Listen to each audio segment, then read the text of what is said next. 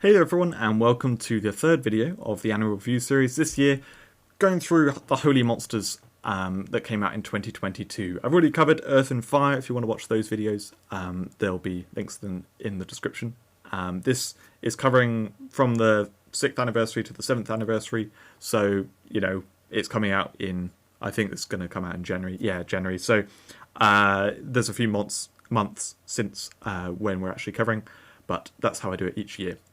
So this video is going to be structured like the normal ones. So we've just got overview and themes of Holy, then we're going to talk about the new monsters. This year was the Year of Union, which I can't remember if there's going to be some Union talk in this episode, in this video.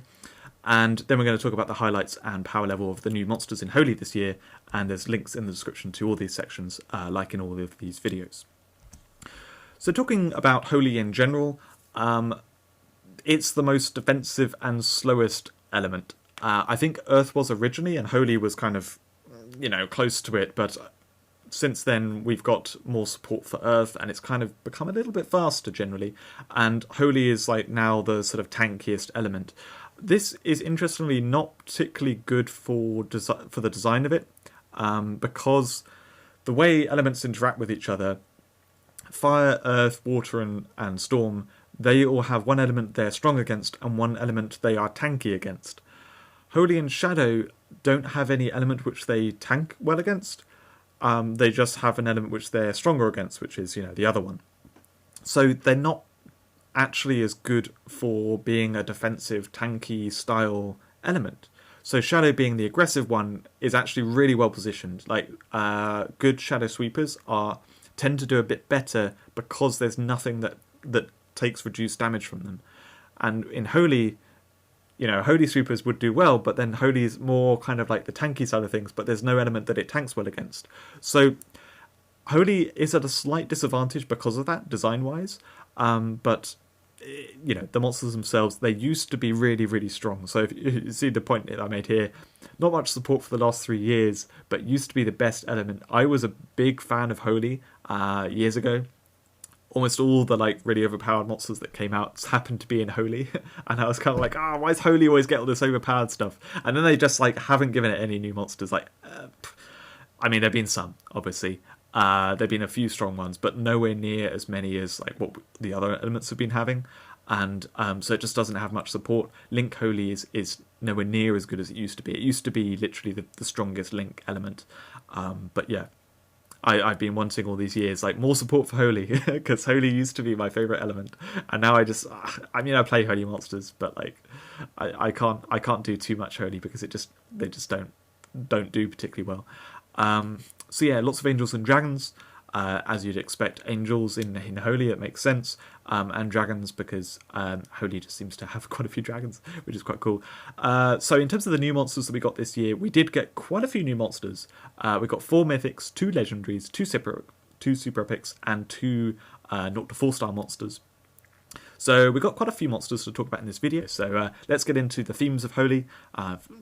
Still general overview. Healing theme, crazy number of monsters. Holy just does healing. There's healing in basically every element now, but you've got a bunch of self-heal monsters, some sort of single-use heal monsters, and then the key thing here is multi-heal.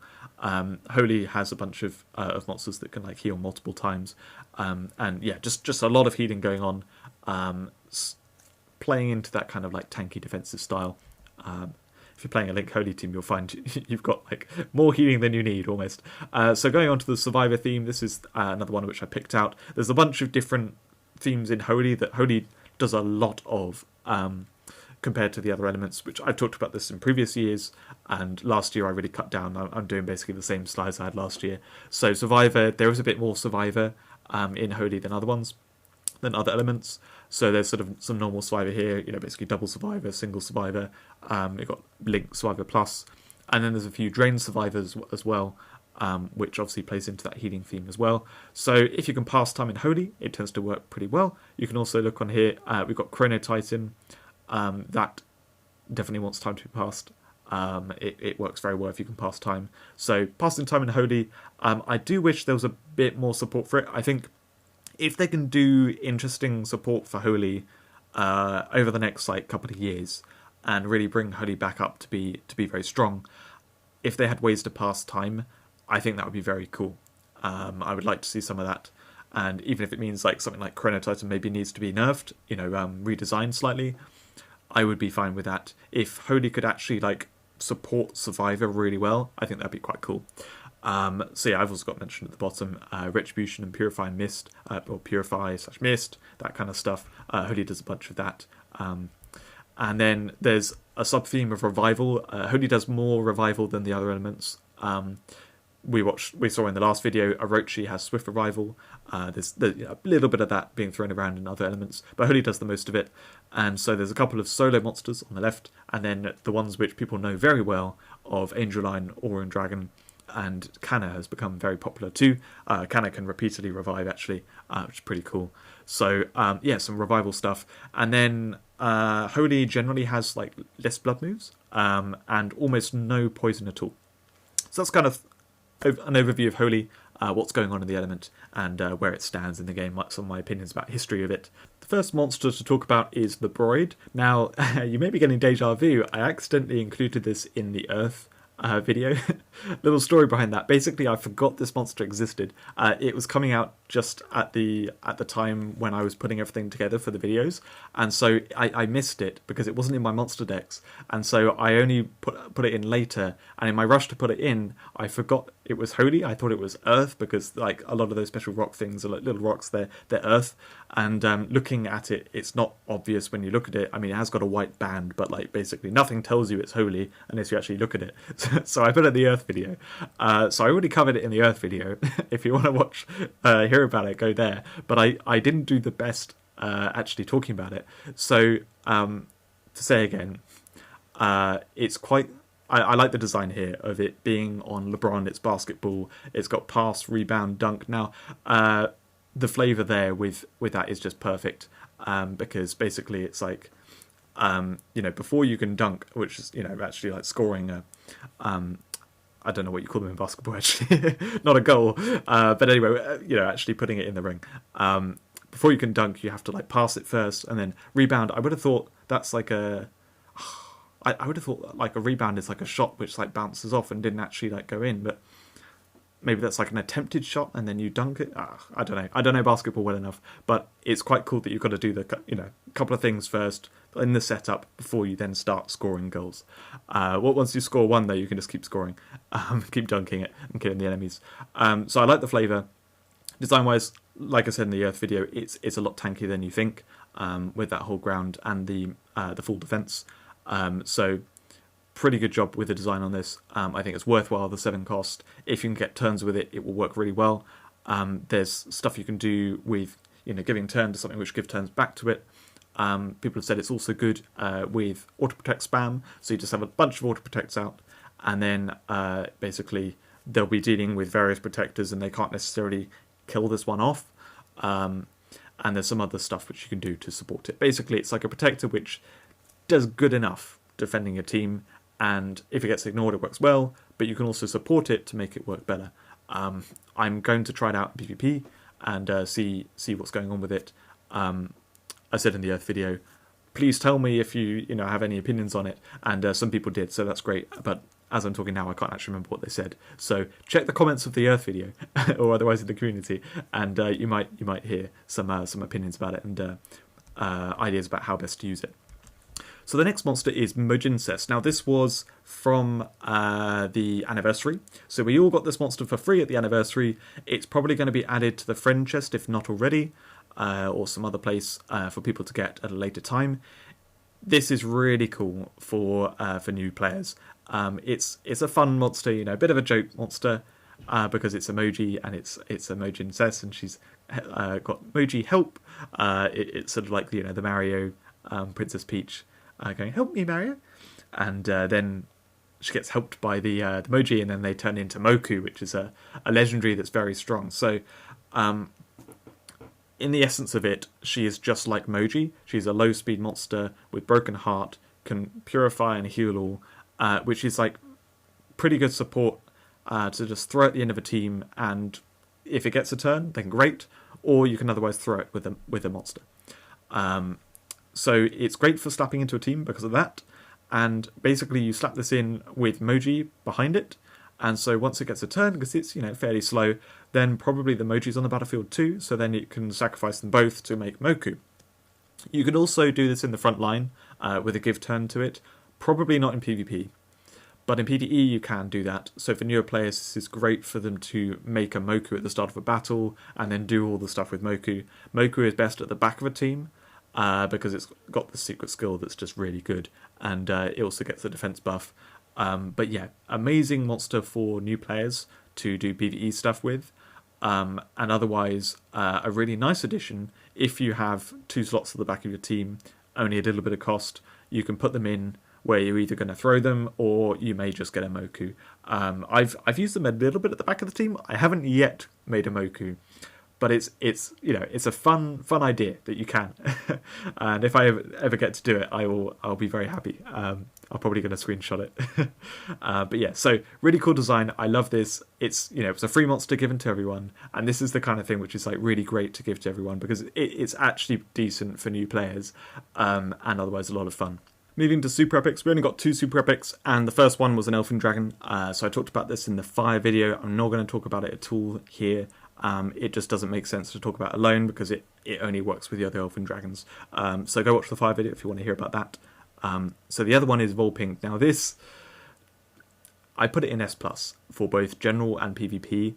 This is quite possibly the best super epic we've ever got. If not, it's definitely in the top 5. It's very, very strong. And I kind of restrained myself when we first saw this. I was thinking like, this seems exceptional, but then I was like, oh, but maybe I'm overrating it. Maybe I'm getting too excited because it's got sleep immunity and stuff.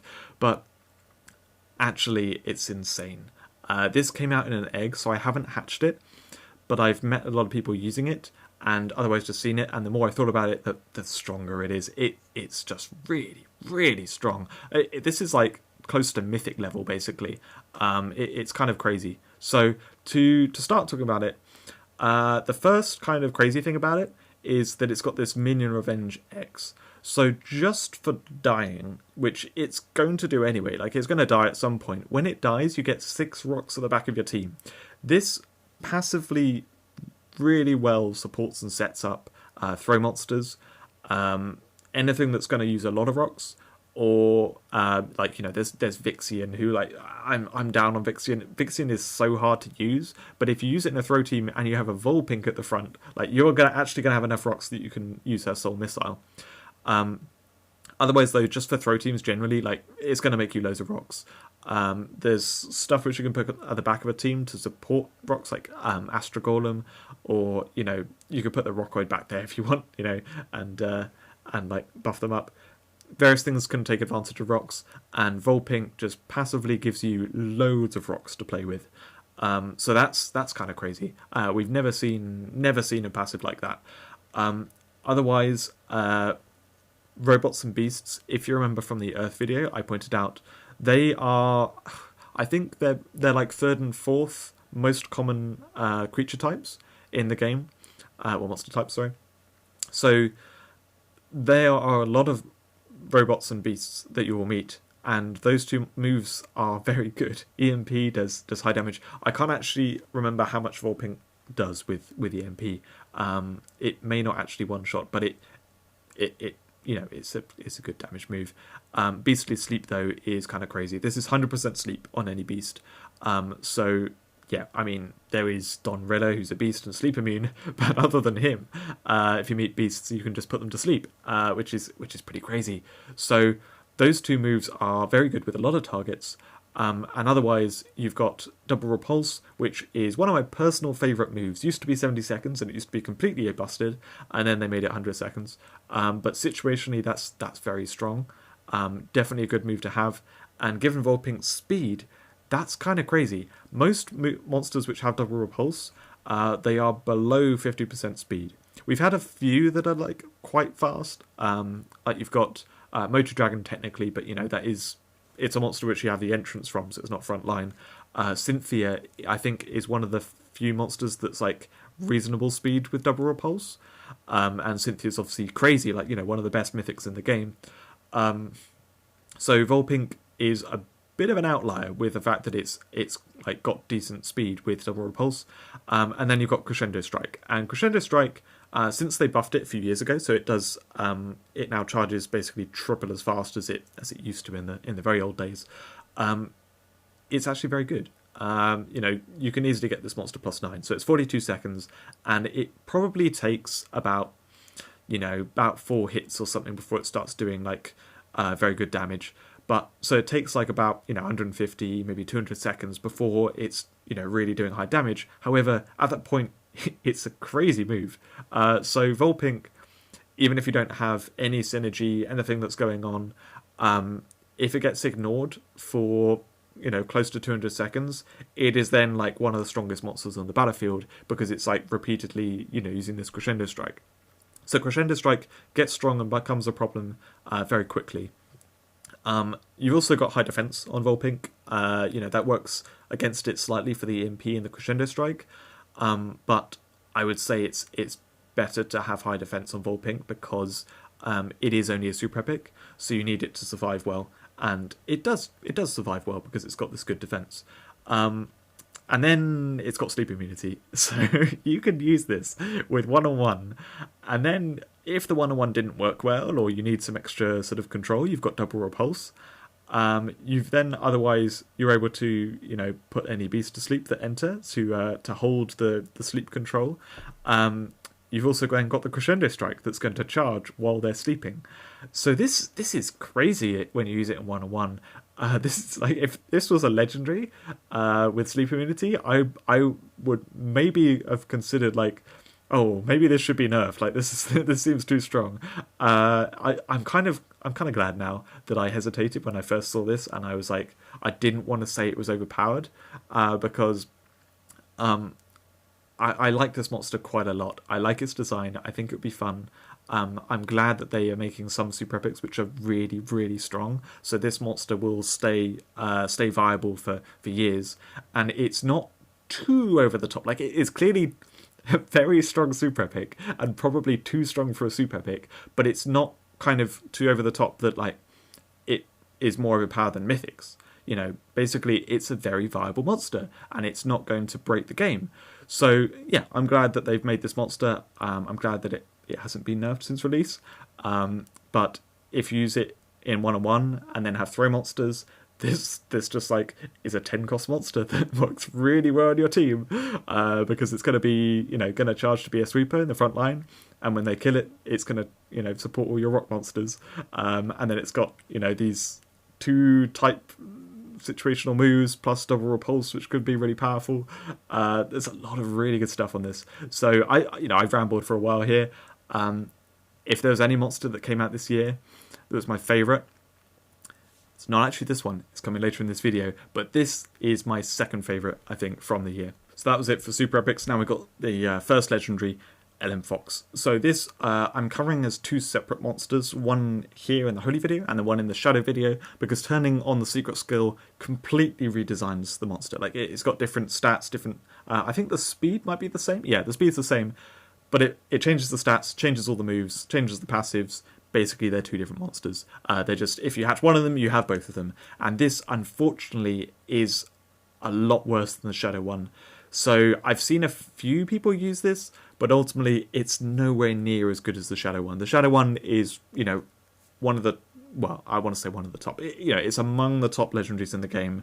This one is nowhere near as good. I would love to see this this buffed, because interestingly, if this gets buffed so it's actually, pretty damn good, it's not going to break the game, because then, you're not really buffing a monster.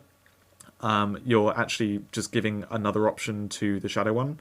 So it makes the monster overall better, but like right now this is not being utilized because everyone's just going to use the Shadow version. And if you can buff this but not make it as strong as the Shadow version, then it becomes like a viable option to pick. Anyway, so talking about it a bit better. So the Dark Presence passive is kind of the big deal. So you need to use this with a Shadow teammate, and then it gets double stats. So then basically Flaming Blaze becomes very strong, and it also has just the defense cap. Like nothing has higher attack than that. So it will have the defense cap, and it will be able to one shot with Flaming Blaze. So then it's a sweeper, and that's where I've seen people use it. They use it with a shadow teammate, they use it with a fire teammate, and then they can just kill things with Flaming Blaze while it's just stupidly tanky and stun immune. That's basically the way to use it. However, it does have Chrono weakness, unlike the shadow one. The shadow one has stun killer weakness, but that Chrono kill is more common. And the other moves on this aren't very good. So because the secret skill is the element switching move, and it's like outside of a battle, it actually only has 4 moves. So it's got Flaming Blaze as the damage move. Then the other ones need either a water, an earth, or a storm monster on the battlefield. It's not a teammate, it's anywhere on the battlefield, and then you can use them. The water one, shielding a teammate, fine, it's good, it's efficient at 100 seconds, but it's not really anything too crazy. Adding 2 rocks to the back for 60 seconds, good. If you're using throw monsters, which you're using earth, so it probably is going to support that, that's fine. But again, you're not really doing too much with that. You're making some rocks for the other things to throw, great. If you're in an earth team that wants rocks, probably you have enough rocks anyway, so it can support it a bit, but it's not going to do anything too crazy. The storm one, putting Overwatch on a teammate for 120 seconds. This is the move that really ruins the monster, because 120 seconds for an Overwatch is not worth it. If it was a give turn for 120 seconds, that would make sense. But putting Overwatch on them is not as good as give turn. And also, it gives this monster Chrono weakness. So, yeah, Thundering Rally kind of ruins the moveset. And like I said, the water and the earth move, they don't really do enough. They're fine, but nothing special. So basically use this with Shadow and Fire, and then you make it a stun immune sweeper that's tanky. But if you lose either the Shadow or the Fire, then it's not going to do too amazingly. Actually, I think maybe without the attack boost, maybe Flaming Blaze does enough. But I think it kind of kills squishy monsters, but not the tanky ones at that point or something. So it's not ideal. So yeah, it's. I could be a bit more generous than the tier positions that I put this in, but it's not amazing. There's nothing too special about this.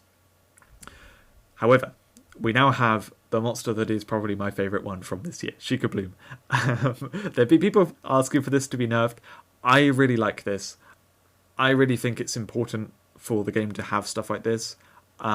Maybe not in beasts for the Union, but maybe one of the less well supported monster types. But I do really like this kind of design. I hope that they do more Union monsters that are like this.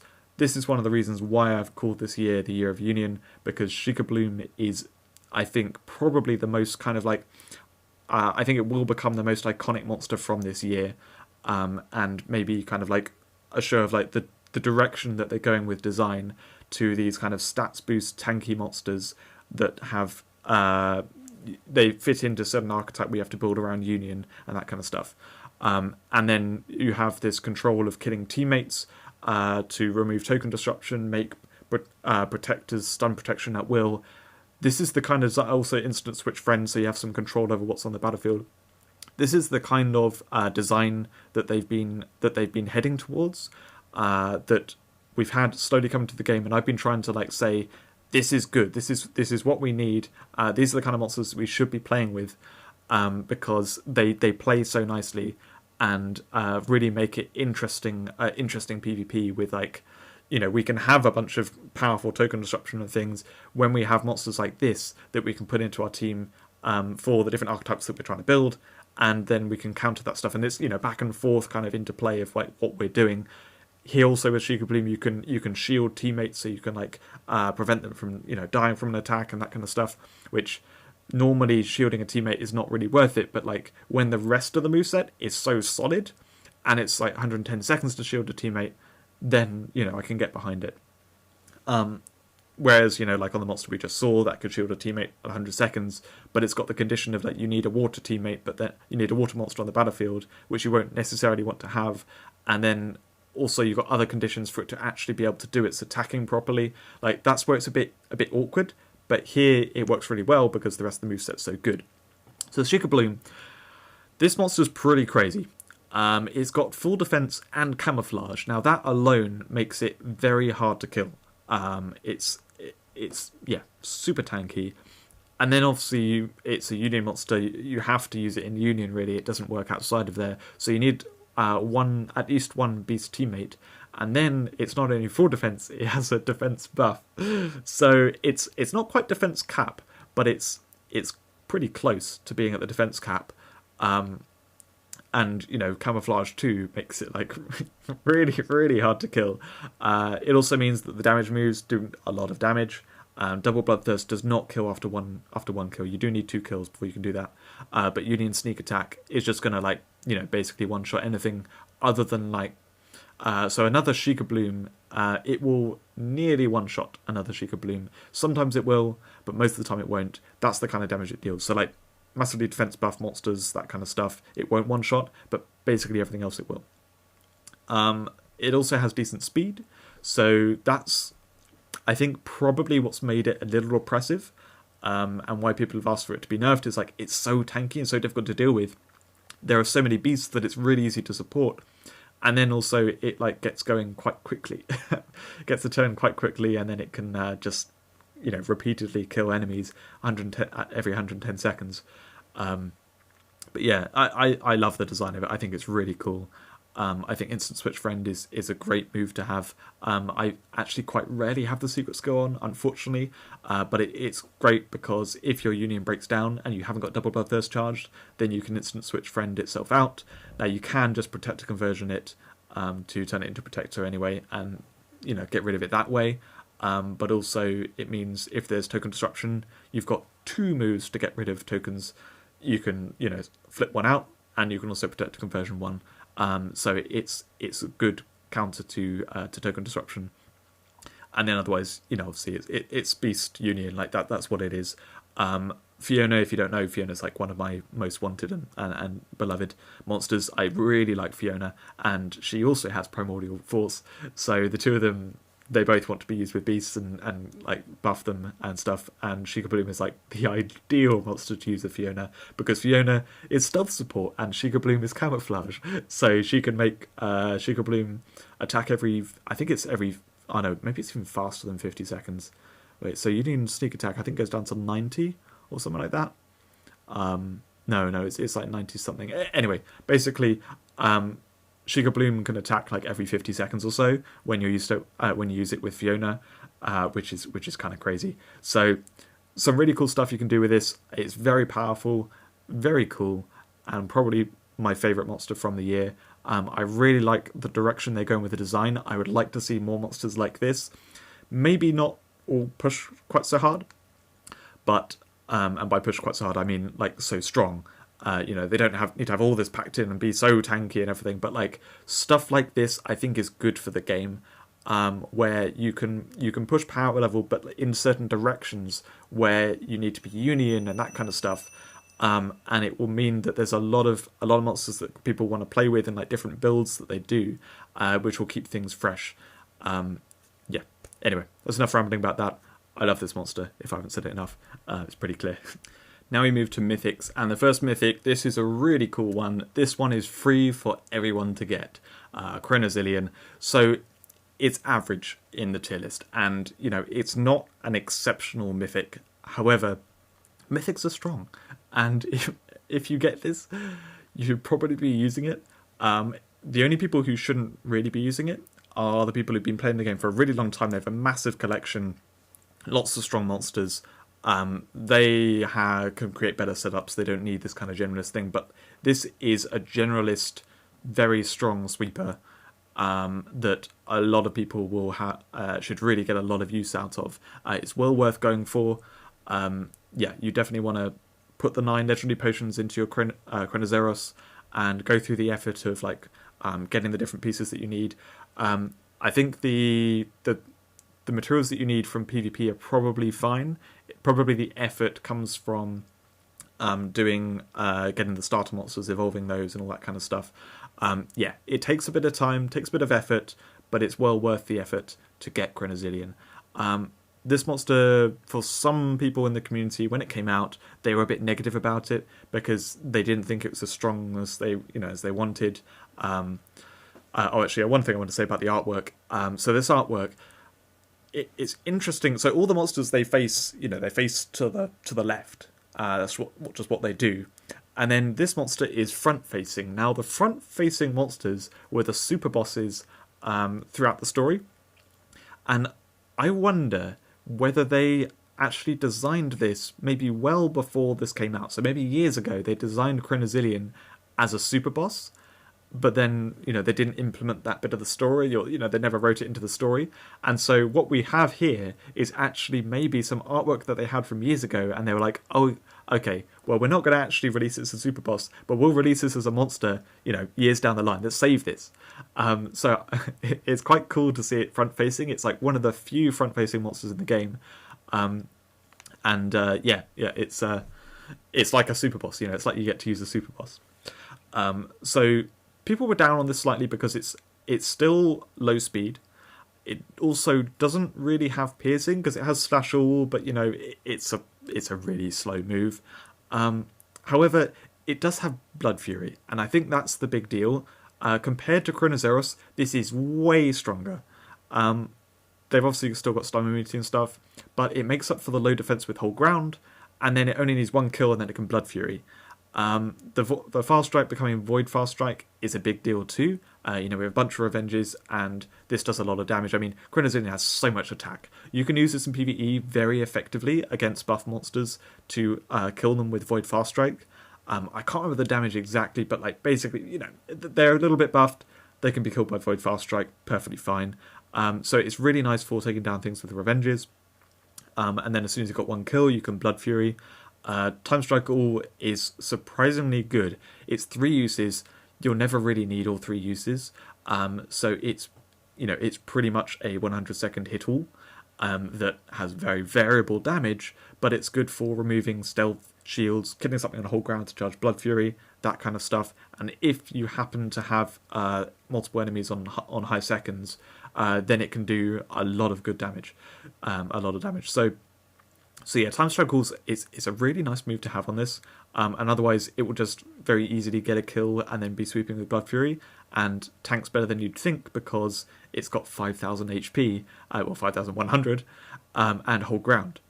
So just does the job really well. Like I said, not as insane as the strong Mythics out there, but for someone who doesn't have a massive collection, this is probably better than most of your monsters. And seeing as we all get it for free, it's a really good one to have in your collection and to use. The Secret Skill I didn't mention, it makes those super epics. They're strong. It's a very slow move, but if you can pull it off, they definitely add value. It's probably 1.5 to 2 monsters worth of value to your team. The only thing is it doesn't impact the battle at all, so you really need to be either in control or able to give turn to it or something. Basically you need to have that time spare so that you're not losing a couple of monsters by using the move. Because if you lose a couple of monsters, well then, the 1.5 to 2 monsters worth of value that you've added has been taken away in that time anyway. So that's kind of my mindset on that, and probably the thinking that you should do when you're thinking about using that move. It also adds +3 cost. But yeah, great monster, really good. I think it's a brilliant addition for the game, and people should definitely be using it. I look forward to seeing people being fans of it, because if I was a new player, I'd use this for a long time, I think. So next we have Coretta. Now this is a monster I could go on for a long time about as well. I rated this monster. When it came out, I gave it S-, and actually it was quite bad and it needed buffing, but I didn't realise at the time because it was very hard to figure out.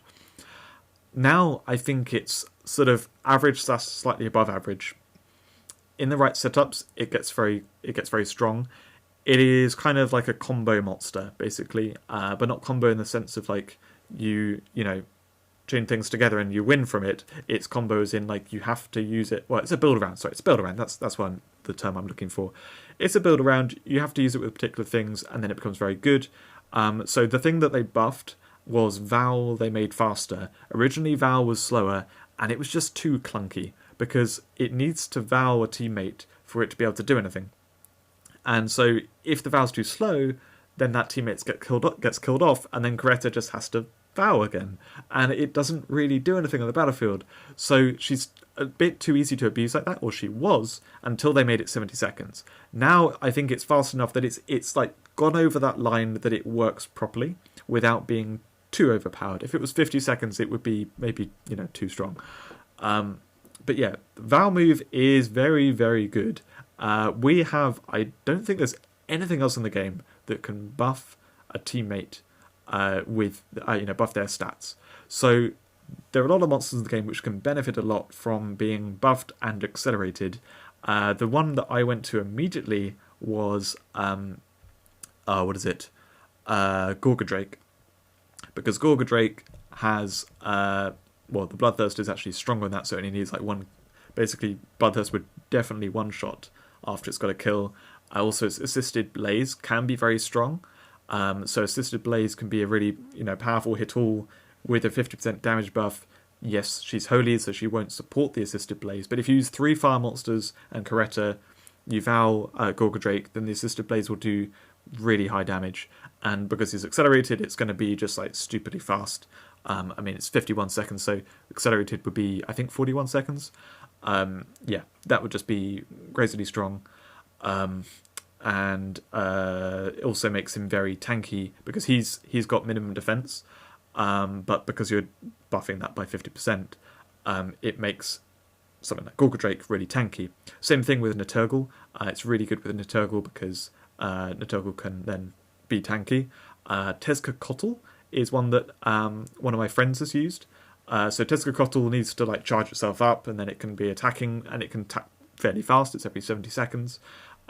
So the way he does it, I believe, is he has Tezcatlipoca kind of early on, and then Coretta is like the second half of the first half of the team, if that makes sense. It's like 7th in the team or something. So when she comes in, Tezcatlipoca is one of the options to target. So if Tezcatlipoca is charged up a bit, and then it can, do the high damage, then she can vow it. And it's a monster that's already reasonably tanky with hold ground.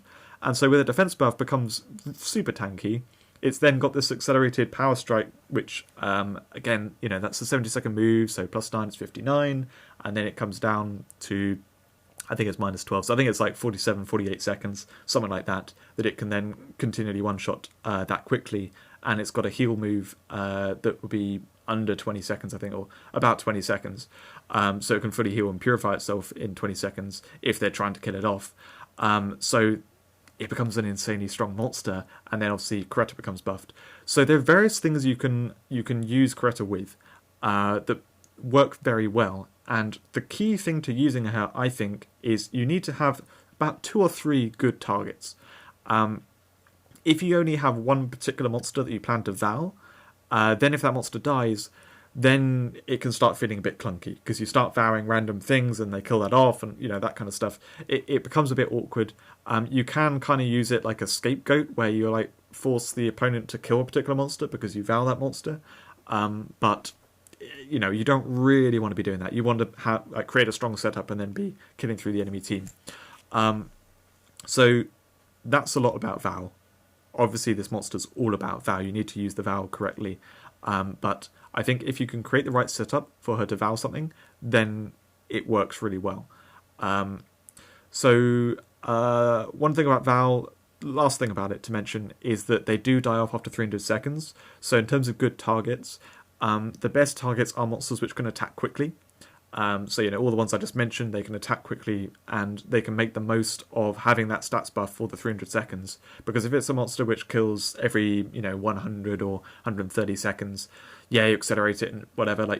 Basically you can get like 3 attacks off or something, and then it dies, and you haven't really benefited too much from the attack and defense boost.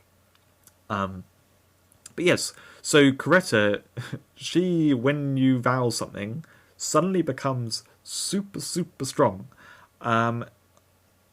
She gets an attack. She gets double stats. She gets stun immunity and camouflage.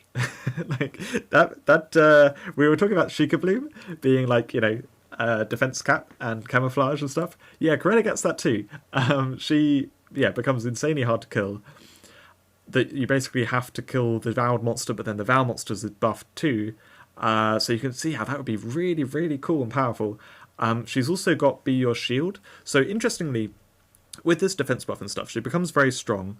But if you use this Be Your Shield, she then loses her HP, so she becomes very low HP. Now, I haven't played with her enough myself to know exactly how the best way to play her is. I would have thought that in some cases you will just use Be Your Shield loads.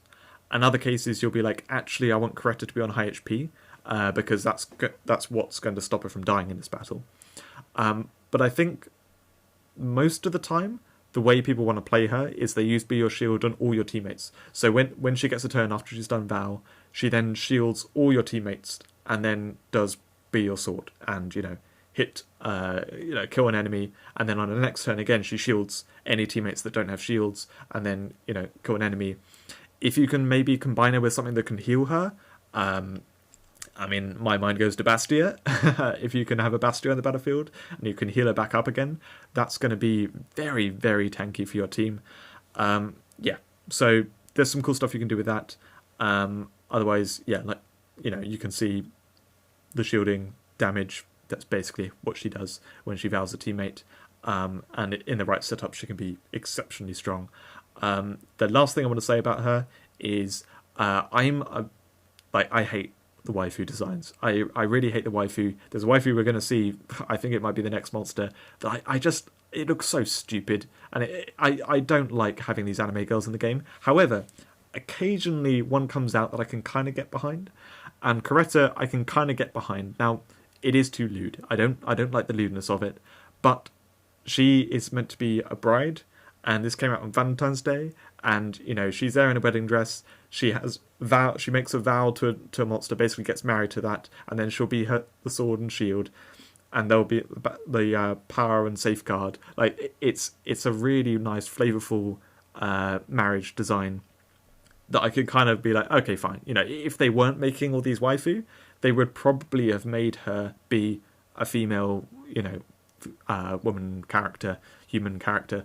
I would have been like, yeah, fine, that fits the design. So this is the kind of waifu I can get behind, but the other ones obviously not. So a waifu that I will not get behind is Gabrielle. Now, she was an anniversary mythic. Just first off, let's look at the art here. What is going on? Like, she's like an 8. Okay, second form is actually kind of cool. She's got a non-sexual pose. She looks fine. She's just got some sort of, revealing armor on, but like an angel, fine. If she had like a sword or something, more like Tearfina, then I could get, it would be all right.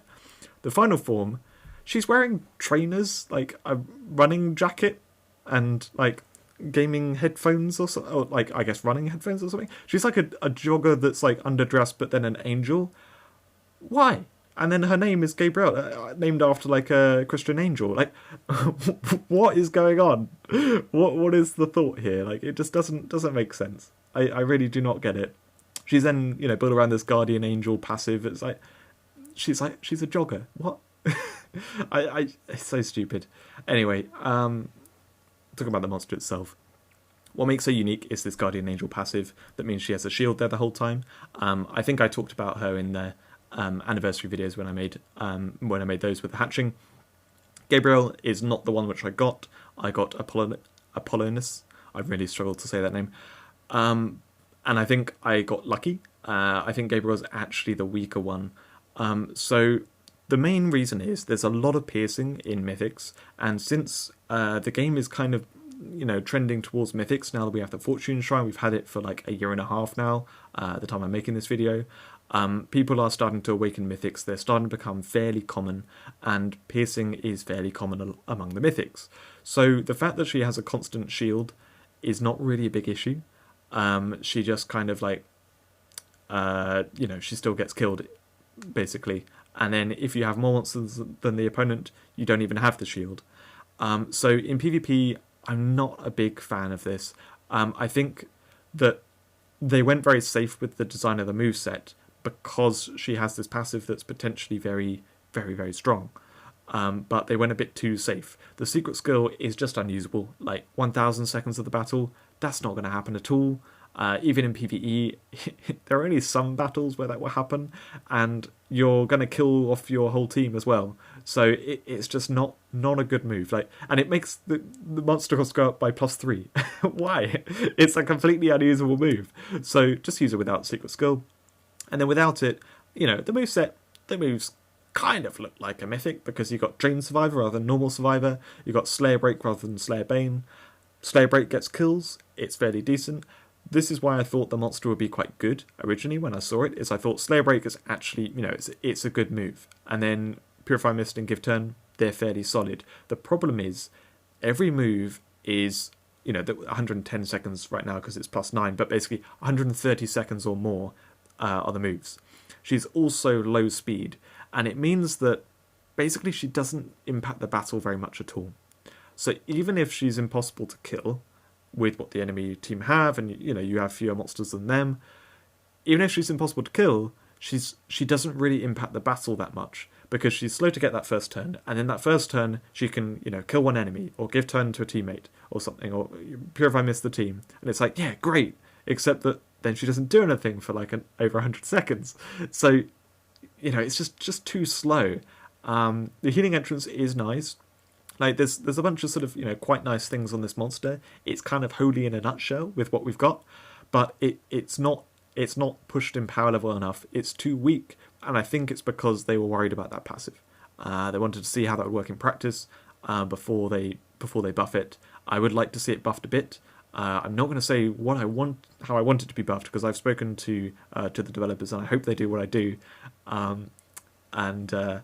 They may, sometimes what they do is something close to what I said, but then in a different way, and then I'm not too sure about it, and so I don't want my name to be put on it. So if it gets buffed, whatever happens, do not blame me for it. But yeah, I think it needs a little bit of a buff just to make it a bit stronger, because right now the moveset, it feels like a super epic, really. It feels like a tanky super epic, which is unfortunate, because probably a lot of people have this because it was the anniversary mythic. So anyway, I hope it gets buffed. It's better in PvE because the enemy teams are larger, so you often have that shield, and the AI will hit it sometimes. There is also one combo that I want to mention with it, which is you can use it with Arachnid Diva and then use Scapegoat on it, so it becomes a protector. There's no restriction that you can't do that. I would have thought that Guardian Angel would have that restriction in Evertale, which is another game by the same people who make Near Monsters.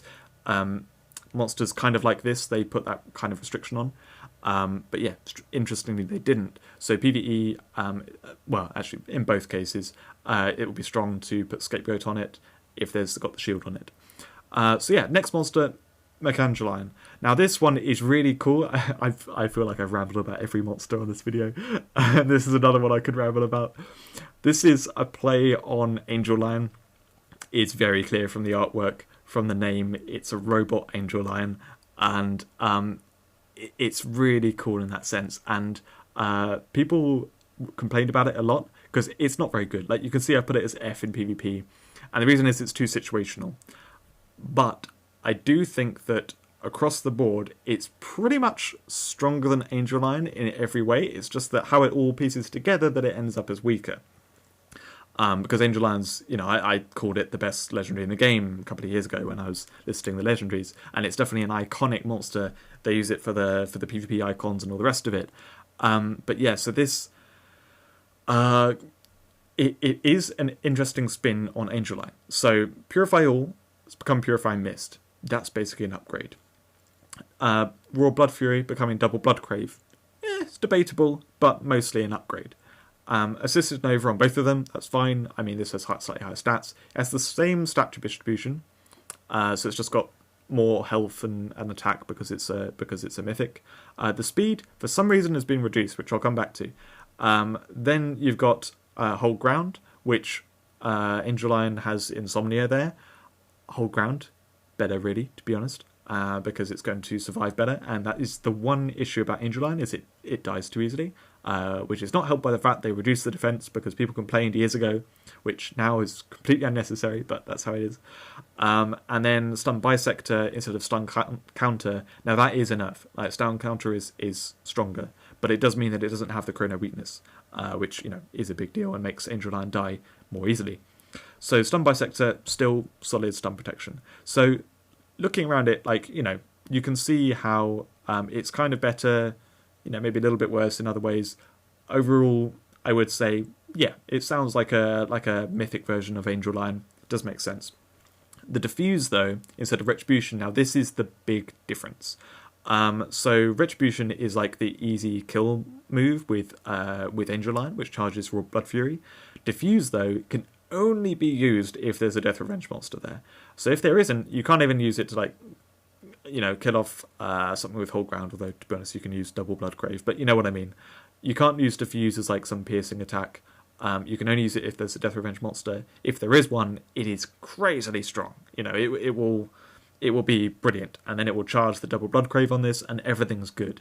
But if there isn't a Death Revenge monster, good luck with Mecha Angeline, and that's why it's low in the tier list. It's because you need to line up a kill with this to charge that Double Blood Crave. Otherwise, it's just stun protection with Purifying Mist, and there are so many better options for stun protection than one that's just going to spam Purifying Mist that I think is a pretty big problem. The secret skill is something that I'm really pushing to get changed. And if they do change it, I think that it can make this monster far better, because I think this is close to being very strong. And as I mentioned in the last two videos, actually, we had counters to Death Revenge. Death Revenge is definitely becoming more popular, and it'd be nice to have some ways to counter it in the game. And Mecha Angeline has stun protection plus also Death Revenge countering. That is absolutely what we need in PvP. Put two together in one package, and that will work very well. I think Mecha Angeline could become a very nice meta monster in the future if they change Soul Trade. So Soul Trade, the problem with it is it's situational. It's 200 seconds, and it doesn't give Mecha Angeline a kill. In terms of what it could do, I can see the potential. Like Mecha Angeline, if you look at all the moves on this monster, this could very easily be like a 90% speed monster. There's nothing that's making it need to be slower than that, and then it would be a really nice counter to Death Revenge. Except that Soul Trade has the potential to really mess with things, because the 5th spot in teams is a very important spot for a lot of teams. They put a powerful entrance monster or something, and so being able to take out that 5th spot monster without it ever entering the battlefield is very strong. And if you can build around that, it's going to be very good. So if this was 90% speed, people could use it and then have Soul Trade to deal with that 5th spot monster in an enemy's team, and just have something that they're happy to sacrifice in their 5th spot. But so I can get why they push the speed down for that reason. However, for some reason, the whole design is like Angel Lion, but then the speed is reduced. Yeah, you can't have it 90% speed because of Soul Trade, but there was no reason why you couldn't have had it the same speed as Angel Lion. I think it's like 53% or something like that. It's like they randomly reduced it by 11%. Why? I just can't see why they would reduce the speed of this monster. They should have just, had the speed the same as Angel Lion, and it wouldn't do much to benefit the monster, but it would, there's just not really any reason why. So yeah, Soul Trade, there's some potential in it, but it's way too slow. And the fact that it doesn't charge Double Blood Crave is a big problem. I would like it to be basically the same move, but like 100 seconds and charge Blood move, and then it's going to be, it's going to be good. Then this monster would work nicely, because it'd be like, if they have Death Revenge, counters that really well. It's got Purifying Mist as a, an option. It's stun protection, and then if there's no need to Purify Mist, there's no Death Revenge, there's the fail case of, I'm going to trade my next monster with your next monster and charge this Double Blood Crave, and then you've got 100 seconds before you need to deal with this very dangerous monster. So yeah, anyway, it's enough talking about this monster. I rambled about these monsters a lot, but I actually really, really like the Holy Monsters that came out this year. So the highlights from this year, I don't actually have Mecha Angelina, so I was just talking about, because there's potential there, they're just not quite. But Coretta buffing a teammate, first time we've ever seen this in the game, like properly buffing the stats for teammate. I think Coretta's very cool with the way you can build around her to do very strong things with certain monsters, and flavorful design, top notch, really, really good. We got the free mythic Chronozillion. I wanted to hype this up because I do think it's a lot stronger than some people gave it credit for. I think in the long run, hopefully, newer players will love this monster. It's a very strong monster for people to get, and very cool that they've now given everyone a free mythic. Then we've got the 2 legendaries. Well, sorry, it's a super epic. That wasn't a joke that I even intended. Volpink and Sugar Bloom are just insane. They are super strong build-around powerhouses. Sugar Bloom in Beast Union, Volpink in best done in some kind of like one-on-one setup going into throw, but you know, you can use it in slightly different things. You have to build around it a little bit. It's not just like a throw in your team and get value kind of monster, but yeah, very, very strong. So yeah, those are the big highlights, I think, from this year in Holy. In terms of the strength, you can see across here, you know, it's not the most impressive, but I do really like what we've got. We've got a really strong super epic and legendary, and then on the mythics, I think Chronozillion is very cool, very good for the game. It's a good monster. Coretta, also very good. Gabrielle and Mechangeline, if they can be buffed, I think this was an amazing year for Holy. Also, I was talking about Enum Fox, the Holy Enum Fox getting buffed too. I just realised that now, actually, that I talked about all those weaker ones getting buffed. If they do buff them, I'll be really, really happy with the monsters they got this year. Otherwise, I think there's cool stuff. I think there's good stuff. I think Holy got better support this year than they have in the previous couple of years. I think last year there were like, again, you know, 2 or 3 standouts. It seems to be the way that Holy's going. I'd like to see more come to Holy, but I do think that some of the monsters that we're getting are really, really strong in Holy. And yeah, interestingly, the best things that we got in Holy are the kind of things that I like. They're build-around monsters that you can only use in certain teams, other than Chronozillion, which was, you know, it's for everyone. It's generalist. It's good stuff. So that was it for this video. I hope you enjoyed watching it. This one actually went quite a lot longer than I was expecting because I rambled about every monster. But it is nice that these years we're getting fewer monsters, so I can focus on each individual one a bit more to talk about it for a while.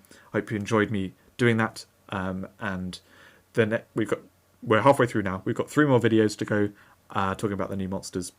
So I hope you check those out. I hope you enjoyed this video, and I'll see you then soon.